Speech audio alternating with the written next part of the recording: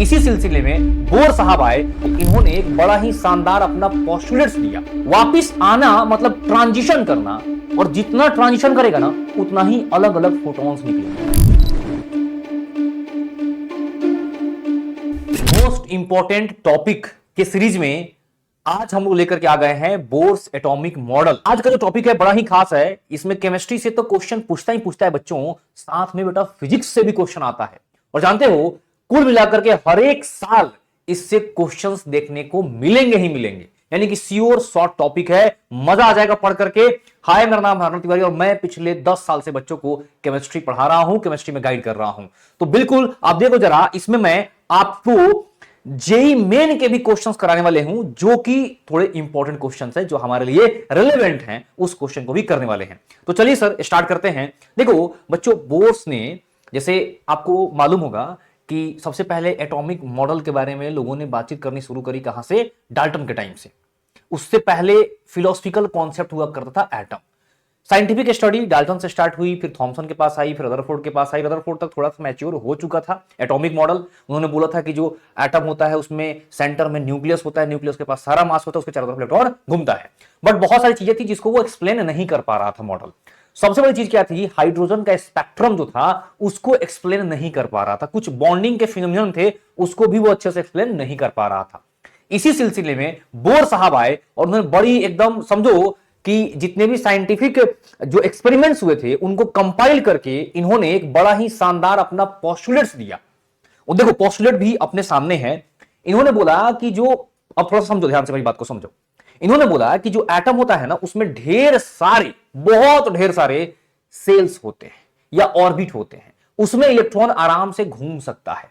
ठीक है, उस सेल को इन्होंने एनर्जी लेवल्स भी बोला। अच्छा सर, कहीं पे भी घूम सकता है क्या? नहीं, उन्होंने बोला कि वहीं पर घूमेगा इलेक्ट्रॉन जहां पर उसका एंगुलर मोमेंटम यानी कि एमबीआर की जो वैल्यू होगी बेटा वो क्या हो जाए? h/2 के इंटीग्रल मल्टीपल, यानी कि n की वैल्यू 1 2 3 ऐसे डालते जाओ h/2 के आगे, तो अलग अलग आपको सेल्स मिलता जाएगा जहां पर इलेक्ट्रॉन रह सकता है। जैसे आप देख सकते हैं यहां पर ढेर सारे सेल्स मैंने ऑलरेडी ड्रॉ कर दिया है। सर वैल्यू कितनी हो सकती है? जितना चाहो, इनफाइनाइट तक, अनलिमिटेड वैल्यूज, यानी कि एटम के पास अनलिमिटेड सेल्स हैं और डिस्क्रीट है। यानी कहने का मतलब यह है, जैसे देख लो, इसे पहला सेल, फिर बीच में गैप, फिर दूसरा, तीसरा, ऐसे करके अलग अलग सेल्स है। इसी को बोलते हैं क्वांटाइजेशन। डिस्क्रीटनेस को क्वांटाइजेशन बोलते हैं। जैसे आप सीढ़ी पे चढ़ते हो ना, वो क्वांटाइज्ड है। जैसे आप जमीन पे चलते हो वो क्वांटाइज्ड नहीं है, आप कहीं पे भी पैर रख सकते हो। सीढ़ी वाले में स्टेप बाय स्टेप, इस स्टेप पे पैर रखे, फिर अगले स्टेप पे पैर रखोगे, फिर उसके अगले स्टेप पे पैर रख सकते हो। That is a quantization. आई बात समझ में नहीं? अब जरा ध्यान समझना मेरी बात को, एकदम ध्यान देना। जैसे ये, अब जरा देखो, ये जो एकदम जस्ट बगल में है किसके? न्यूक्लियस है। दिस इज द छोटा वाला पार्ट, न्यूक्लियस। उसको फर्स्ट सेल, फिर सेकेंड सेल, फिर थर्ड, फिर फोर्थ। इन्होंने फर्स्ट सेल का नाम भी रख दिया K cell, L cell, M cell, N cell and so on. अब होता क्या है, इन्होंने बोला देखो एक और कमाल की चीज। पहली चीज तो ये एंगुलर मोमेंटम वाला पार्ट बहुत इंपॉर्टेंट था।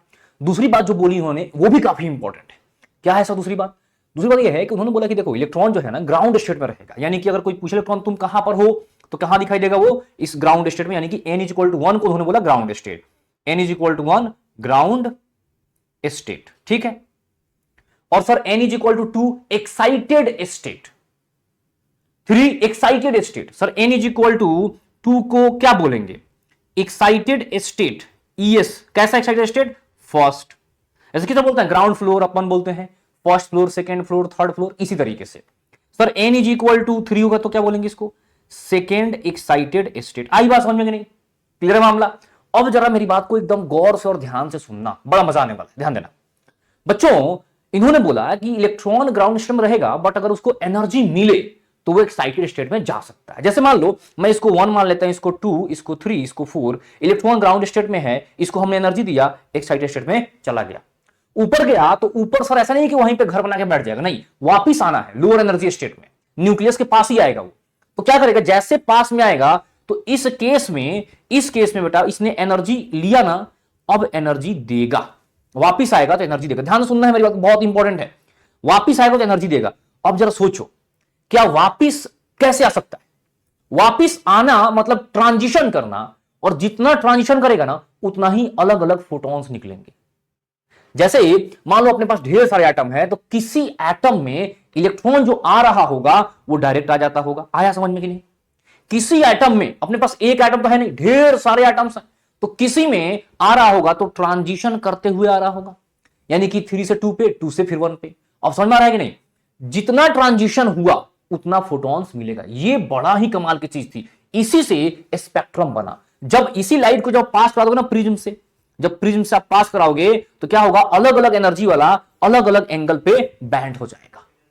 एनर्जी बोलो, वेवलेंथ बोलो, जैसे एनर्जी होता है ना डायरेक्टली प्रोपोर्शनल टू न्यू, और ये इनवर्सली प्रोपोर्शनल टू क्या होता है, लेमडा। मालूम होगा आपको ये सारी चीजें। क्लियर है कहानी?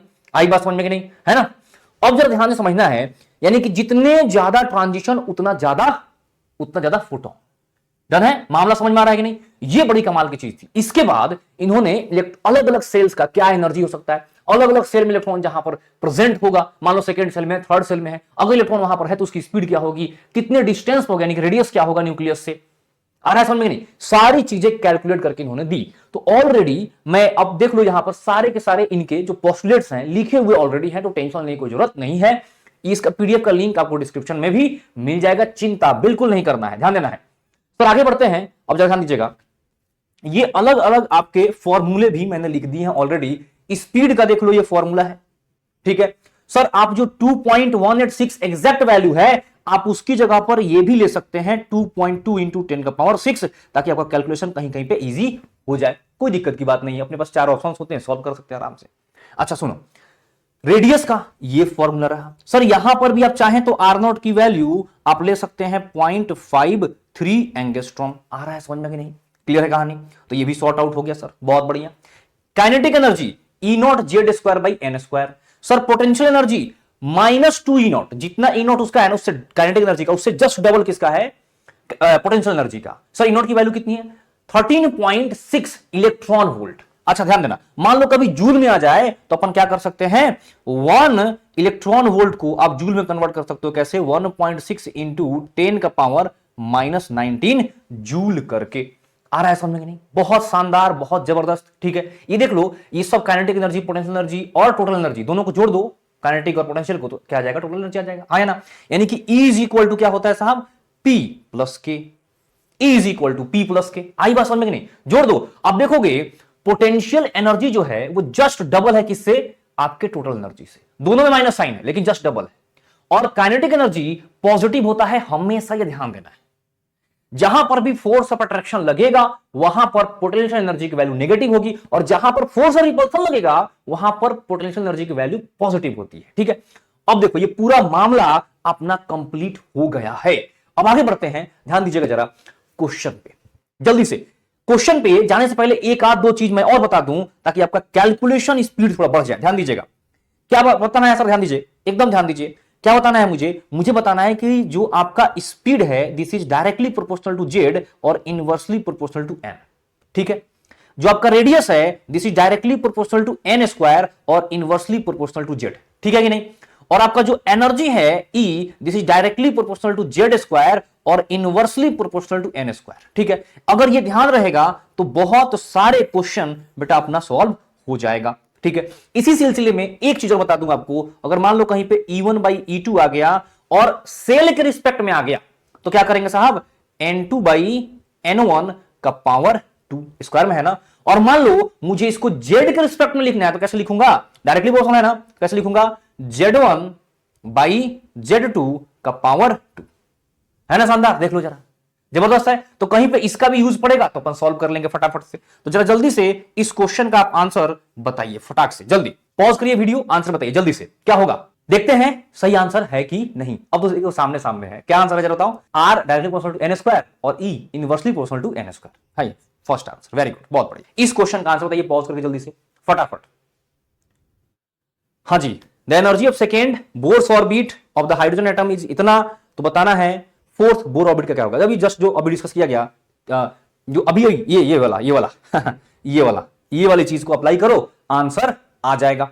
जल्दी कैसे करेंगे साहब, फोर्थ का निकालना है तो E2/E1 कर देंगे इज इक्वल टू N1/N2 का होल स्क्वायर।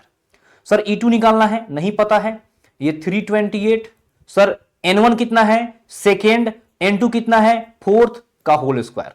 कितना आ गया सर, E2 ये -328 इज इक्वल टू 1/2 का होल स्क्वायर यानी कि 1/4। अब देखो जरा E2 इज इक्वल टू क्या मैं लिख सकता हूं 328/4। ये देखो जरा कितना आ गया, -82 आ गया, क्या फोर्थ आंसर।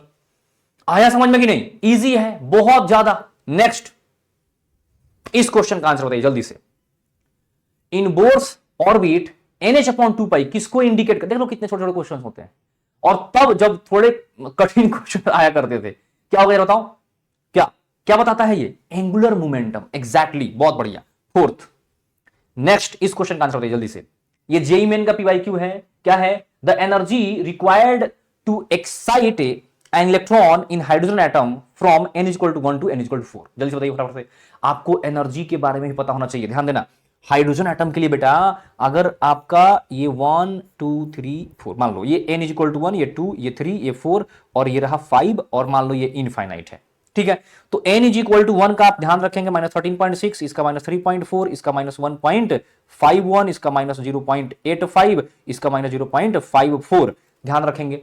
सर एकदम याद रखना है ये वैल्यू। देखो एकदम जेईई मेन का क्वेश्चन आ गया तो क्या नीट में रिपीट नहीं हो सकता ऐसा क्वेश्चन? अगर मुझे याद आ गया तो फटाक से सॉल्व कर सकते हैं। तो 3 से 1 के बीच का डिफरेंस बताना आपने, कितना आ जाएगा बताइए। 13.6 में से माइनस कर दो 1.57, 1.51 है, 1.51 कितना आ जाएगा 12.09। ये आंसर आया समझ में कि नहीं, इजी है। नेक्स्ट, इस क्वेश्चन का आंसर बताइए। वेवलेंथ पूछ रहा है, radiation absorbed when electron jumps from n=2 to n=4। जल्दी से वेवलेंथ बताओ कैसे सॉल्व करेंगे। किसकी बात हो रही है, हाइड्रोजन एटम की। आपको n=2 और n=4 का एनर्जी लेवल पता है, डिफरेंस ले लो। और ये जो E=sc/λ होता है, ये फॉर्मूला लगा दो। sc की वैल्यू 1240, अपने को λ निकालना है। आपने एनर्जी का डिफरेंस ले लिया है, क्या आपने एनर्जी डेल्टा E, जो E है अपना, वो क्या था E4 माइनस E2 आपने कर लिया है क्या। E4 की एनर्जी पता, अभी जस्ट बताया, E2 की पता, दोनों का डिफरेंस लो, पुट कर दो। लेमडा इज इक्वल टू क्या आ जाएगा, HC यानी कि 1240 अपॉन क्या आ गया आपका डेल्टा E जो आया वैल्यू, उसको पुट कर दीजिए, बस काम खत्म। एक तो ये तरीका है, एक और तरीका आप अप्लाई कर सकते हो बेटा, that is the 1 lambda is equal to RH/z square 1/n1 square minus 1/n2 square. इसको भी आप पुट कर सकते हो। n1 की जगह पर आप, n1 हमेशा छोटा होता है n2 से, ध्यान देना है। तो n1 की जगह पर आप 2 रख दो, n2 की जगह पर क्या रख दो आप 4 रख दो, सॉल्व कर लो। RH की वैल्यू आप इस वाले भाई का मत लेना यार, आपको नैनोमीटर में पूछा है तो RH की वैल्यू आप लोगे 91 नैनोमीटर। कितना लोगे 91 नैनोमीटर। और मान लो कभी गलती से एंगस्ट्रॉम में पूछ दिया तो आप इसका वैल्यू ले लोगे 912 एंगस्ट्रॉम। डन है, ध्यान रहेगा, एंगस्ट्रॉम में 912 और नैनोमीटर में 91, बस वैल्यू पुट करो, आंसर आ जाएगा। आंसर क्या आ जाएगा साहब, इसका आंसर आता है बी बोले तो 486, आराम से आंसर आ जाएगा, बहुत इजीली आ जाएगा। सॉल्व कर लो, ऐसे इसमें सारी वैल्यूज पुट करो। जेड की वैल्यू 1 हो जाएगी, RH 1 अपॉन है ना, लेमडा जब ऊपर जाएगा तो RH 1 अपॉन में आ जाएगा, बस बात खत्म, ठीक है। नेक्स्ट, बस इसी के साथ ये वीडियो आपका जो है पूरा कंप्लीट होता है। 13 मिनट के अंदर में हम लोगों ने बहुत अच्छे से बोर्स मॉडल कंप्लीट कर लिया। फिर भी कोई डाउट हो, कुछ भी पूछना हो तो नीचे चैट सेक्शन में, कमेंट सेक्शन में आप जरूर लिख सकते हैं। कोई डिमांड हो, कोई भी दिक्कत हो, बिल्कुल बताइए, आपका बड़ा भाई आपके साथ है। नमस्कार, जय हिंद, जय भारत।